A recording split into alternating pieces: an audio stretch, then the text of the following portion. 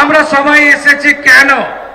এসেছি ডক্টর অনির্বাণ গাঙ্গুলি, তাকে নির্বাচিত করার জন্য। ডক্টর অনির্বাণ গাঙ্গুলি কে?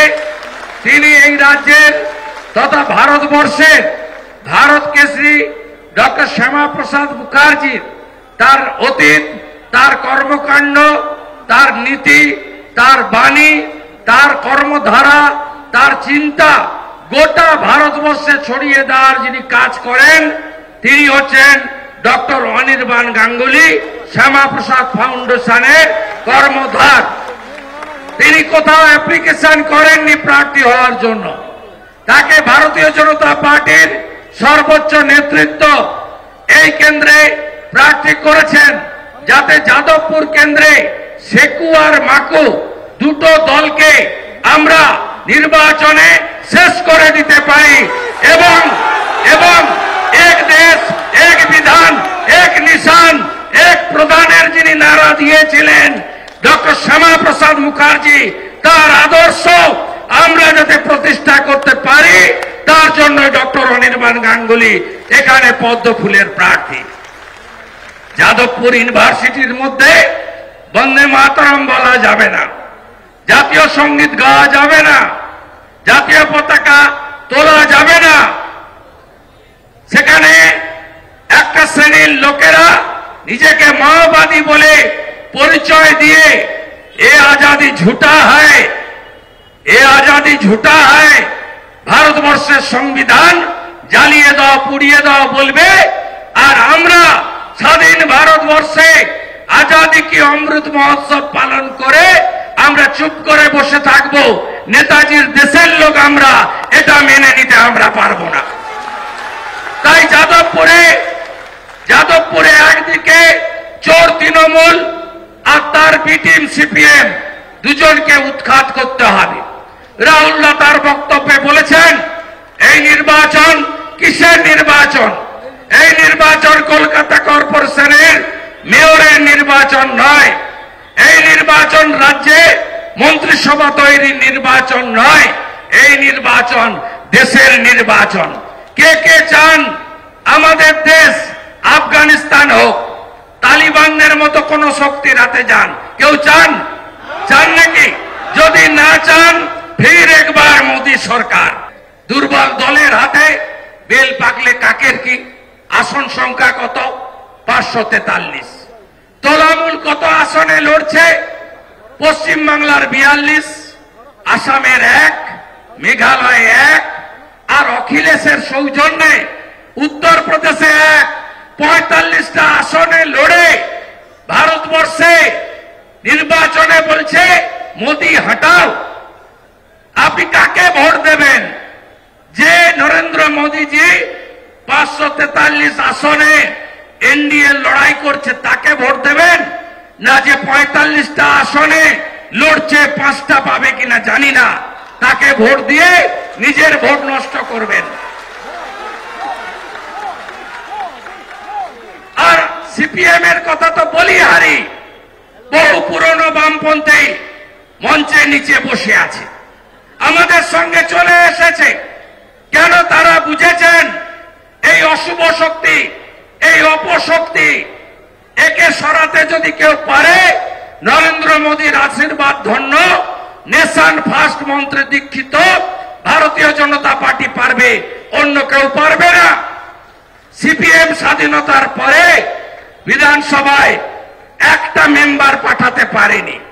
সিপিএম এর কাজটা কি বলুন তো?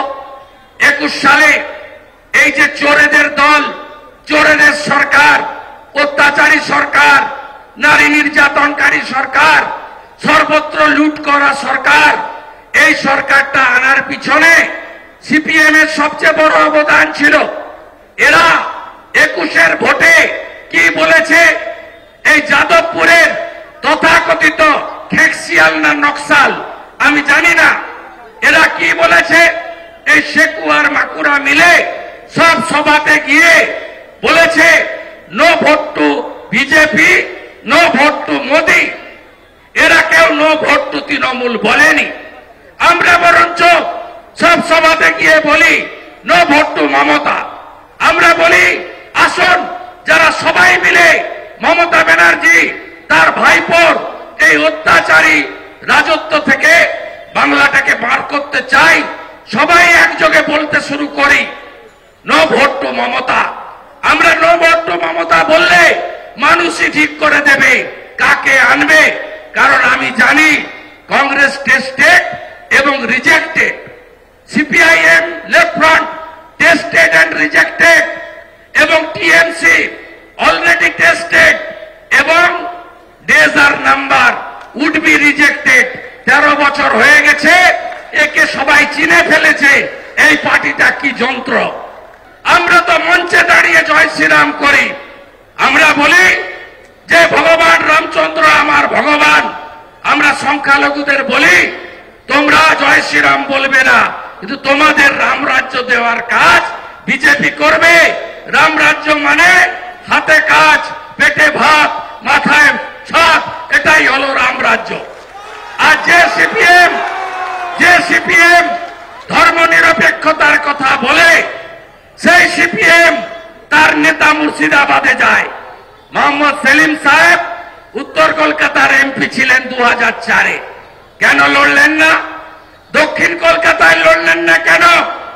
যদি সত্যিকারে মমতা ব্যানার্জিকে উপড়ে ফেলতে চান, তার বাড়ির সিটে, তার এলাকায় দক্ষিণ কলকাতায় লড়াই করলেন না কেন? এবারে আর ওই ভুলটি করবেন না। আপনারা ভোট দিন নরেন্দ্র মোদীর প্রার্থীকে। নরেন্দ্র মোদীজি 175টা স্কিম এনেছেন। একটা স্কিমও কোন বিশেষ সম্প্রদায়, জাত, ধর্মের জন্য নয়, সমস্ত ভারতবাসীর জন্য। নরেন্দ্র মোদীজির স্লোগান সবকা সাথ, সবকা বিকাশ, সবকা বিশ্বাস, সবকা প্রয়াস। নরেন্দ্র মোদীজি আসার আগে ভারতবর্ষে নির্বাচন হতো জাতপাতের ভিত্তিতে, ভারতবর্ষে নির্বাচন হতো পরিবারবাদের ভিত্তিতে, ভারতবর্ষে নির্বাচন হতো তুষ্টিকরণ তোষণের ভিত্তিতে। নরেন্দ্র মোদীজি আসার পরে ভারতবর্ষে নির্বাচন হচ্ছে বিকাশবাদের উপরে দাঁড়িয়ে।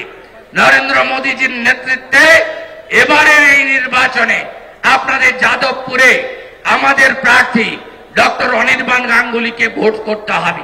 2 মাসের বেশি সময় বাকি আছে।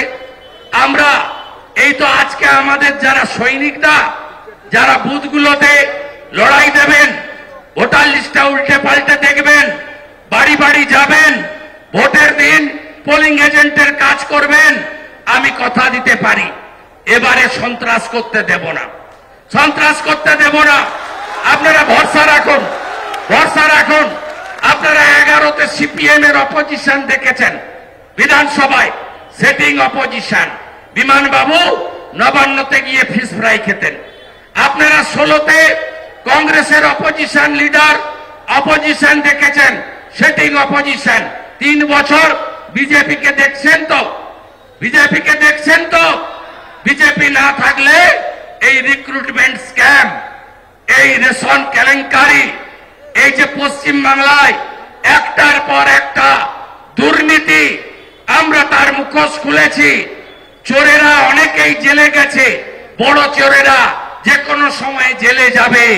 আমরা কিন্তু এটা বিগত দিনে লড়াই দেখিনি। তাই এই নির্বাচনকে অবাধ, শান্তিপূর্ণ, ভয়মুক্ত পরিবেশে তৈরি করার জন্য আমরা করব। কাউন্টিং এ গতবারের মতো হবে না। কাউন্টিং এ আইপ্যাকের লোক ঢুকিয়ে ভোট লুট করতে আমরা দেব না। আপনি ভরসা রাখুন, বিশ্বাস রাখুন। শুধু আপনারা আপনাদের যে কাজ, এই কাজটা বুথে করুন, দেখবেন এবারে পরিবর্তন হবে, নীরব বিপ্লব হবে। 77 সালে সবাই উপরে বলতো আমরা কংগ্রেস, আর গণনার দিন সব জনতা পার্টির লোকেরা জিতত। এই দক্ষিণ কলকাতা, যার মধ্যে যাদবপুরও ছিল, সেদিন সবাই বলতো আমাদের বাবা জ্যাঠারা যে প্রিয়দার হয়ে সবাই ভোট করছে। আর গণনার দিন জনতা পার্টির নেতা দিলীপ চক্রবর্তী 1 লক্ষের বেশি ভোটে জিতে যাচ্ছে। তাই আপনাদের বলছি, কাউন্সিলরদের মাতব্বরি আছে। 56 ভোটে জেতা কাউন্সিলর, সবগুলো কাউন্সিলর রিগিং করে, ছাপ্পা মেরে জিতেছে, কেউ মানুষের ভোটে জেতেনি। 100 দিনের কাজের লোক ছাড়া এদের সঙ্গে কোনো লোক নেই, তাও ওদের নিয়ে যায় জোর করে। তাই কাউন্সিলরদের দাপাদাপি, লোকাল পুলিশের মাতব্বরি এবং ক্লাব কেন্দ্রিক রাজনীতি করে তৃণমূল কংগ্রেস ভয়ের পরিবেশ করে রেখেছে। তাই ভয়ে আপনারা পাবেন না। দরকার হলে ওদের কাছ থেকে বুথে স্লিপ নিন, চোখ মারুন, ভিতরে গিয়ে পদ্মে ভোটটা টিপে দিন। কেন টিপবেন? কেন টিপবেন? বাম আমলে ঋণের বোঝা ছিল 1,98,000 কোটি টাকা। মমতা ব্যানার্জি ঋণ করেছে 6,93,000 কোটি টাকা। বাম আমলে বেকার ছিল 1 কোটি, এখন বেকার হয়েছে 2 কোটি। কর্ম বিনিয়োগ কেন্দ্র তুলে দিয়েছে। শেষ পিএসসির নোটিফিকেশন 17 সালে, শেষ এসএসসির নোটিফিকেশন 15 সালে। প্রাইমারি, আপার প্রাইমারি 17 টেটের রেজাল্ট বেরিয়েছে, নিয়োগ হয়নি। 22-এর রেজাল্ট বেরিয়েছে, ইন্টারভিউ হয়নি। আর 23-এর তো পরীক্ষার রেজাল্ট এখনো পর্যন্ত বেরায়নি। তাই আমার বেকার যুবক যুবতীরা জোট বাঁধুন, তৈরি হন। আপনাদের এই লড়াই, আপনাদের সঙ্গে 13 বছর মমতা ব্যানার্জি যা করেছে তার বিরুদ্ধে লড়াই। অন্যদিকে হাজারে হাজারে, লাখে লাখে শিক্ষিত ছেলে মেয়েরা এই রাজ্য ছেড়ে চলে গেছে, গরিব মানুষরা চলে গেছে। পরিযায়ী শ্রমিকের সংখ্যা 50 লক্ষ পেরিয়ে গেছে। 13 বছরে কোনো বড় শিল্প আসেনি। এমনকি সিঙ্গুরে টাটার কারখানাকে ডিনামাইট দিয়ে ভেঙে উড়িয়ে দেওয়া হয়েছে। এই সরকার শিল্প কর্মসংস্থানে ডাহা ফেল। কর্মচারী, শিক্ষক, অবসরপ্রাপ্ত পেনশনার দিয়ে আপনাদের দেয়নি। কথা দিয়ে যাচ্ছি, যেদিন ভারতীয় জনতা পার্টির সরকার পশ্চিমবঙ্গে হবে, প্রথম ক্যাবিনেট মিটিংয়ে কেন্দ্রীয় হারে মহার্ঘ ভাতা আপনাদেরকে ভারতীয় জনতা পার্টি দেবে। আপনাদের যারা বাইরে চলে গেছেন তাদের ফিরিয়ে এনে কর্মসংস্থান আমরা দেব। প্রতি বছর এসএসসির পরীক্ষা হবে, ওএমআর এর মার্কশিটের নাম্বার পাবেন। প্রতি বছর নিয়োগ হবে। রাজস্থানের ভজনলাল শর্মার মতো এখানেও 450 টাকার গ্যাস ভারতীয় জনতা পার্টি দেবে। এবং সিএসসির নামে মনোপলি ব্যবসা আমরা তুলে দেব। ইলেকট্রিক কোম্পানির জন্য দ্বার খুলে দেব। দেখছেন না, আমি বলতাম তখন অনেকে ভাবতেন ফাঁকা আওয়াজ, বলতাম না ডিয়ার লটারির নাম ভাইপো লটারি। এখন দেখছেন না কত টাকা দিয়েছে ডিয়ার লটারি? 548 কোটি টাকা। তারপরে কে? সঞ্জীব গোয়েঙ্কা। সঞ্জীব গোয়েঙ্কা 300 কোটির বেশি টাকা দিয়েছে। আপনি ইলেকট্রিক বিলটা বের করবেন তো 11 সালে। সিএসসির এলাকা তো, সিএসসির এলাকা তো আপনাদের। WSEDSL এর অল্প হতে পারে, মানে ওই দক্ষিণ বারাসাতের দিক দিকগুলো। তার বাইরে সব সিএসসির এলাকা, তাই তো। 2 টাকা ছিল মিটার মমতা ব্যানার্জি আসার আগে। এখন কত? 6 টাকা 80 তো। 6 টাকা 80, 7 টাকা, 7 টাকা তো, 8 টাকা, 8 টাকা করে তো। এইটার কারণ হচ্ছে 400 কোটি টাকা তৃণমূলকে চাঁদা দিয়েছে। আমার কথা নয়, ইলেকশন কমিশনের কথা, স্টেট ব্যাংক অফ ইন্ডিয়ার কথা, সুপ্রিম কোর্টের কথা। আপনাদেরকে তিলে তিলে শেষ করছে। মায়েরা দল বেঁধে প্রচার করুন। লাডলি বহিন মধ্যপ্রদেশ 1,500 টাকা করেছিল, এখন 3,000 টাকা। যে আমরা 3,000 টাকা করে মায়েদের দেব, কেন্দ্রীয় হারে মহার্ঘ ভাতা দেব, রাজস্থানের মতো 450 টাকার গ্যাস আমরা দেব। মোদি গ্যারান্টি আয়ুষ্মান ভারত পশ্চিমবঙ্গে চালু করব। 5 লক্ষ টাকা পর্যন্ত বিনা পয়সায় চিকিৎসা। কি সাহস একজন পরিবারের প্রতিবাদী মুখ রেখা পাত্র দলিত কন্যা তার স্বাস্থ্য সাথীর কার্ডের ছবি দিয়ে সোশ্যাল মিডিয়া পোস্ট করছে। আমি জিজ্ঞেস করি ওই ভাটাংশুকে, ওটা কি তৃণমূল কংগ্রেসের পৈতৃক সম্পত্তি নাকি স্বাস্থ্য সাথীর কার্ডের টাকা? আমরা কোন স্কিম বলি বিজেপি স্কিম, আমরা বলি ভারত সরকারের অর্থ মোদিজি চালু করেছেন, উজালা মোদিজি চালু করেছেন, প্রধানমন্ত্রী আবাস মোদিজি চালু করেছেন, প্রধানমন্ত্রী অন্ন সুরক্ষা যোজনা মোদিজি চালু করেছেন, হর ঘর নল সে জল মোদিজি চালু করেছেন, পিএম কিষাণ সম্মান নিধি মোদিজি চালু করেছেন। এই রকম 175টা স্কিম। কি সাহস! বলছে দিদির খাবি আর মোদির গুণগান করবি, যেন তৃণমূল কংগ্রেসের নেতা নেত্রীরা তাদের পৈতৃক সম্পত্তি বিক্রি করে এই সুযোগগুলো জনগণকে দিচ্ছে। গোটা রাজ্যটা দেউলিয়া। কি দিয়েছেন আপনারা? মায়েরা ঝাঁটা ধরবেন না, ধরবেন না ঝাঁটা। 4 লক্ষ মাধ্যমিকে ছাত্র ছাত্রী কমেছে, 2 লক্ষ উচ্চ মাধ্যমিকে ছাত্র ছাত্রী কমেছে। কি বেড়েছে শুনবেন? ডিয়ার লটারি তো আগেই বললাম, 21,000 নতুন মদের দোকান দিয়েছে এই রাজ্যের মদশ্রী মুখ্যমন্ত্রী। আপনাদেরকে 21,000 মদের দোকান দিয়েছে। একে আরো ভোট দেবেন?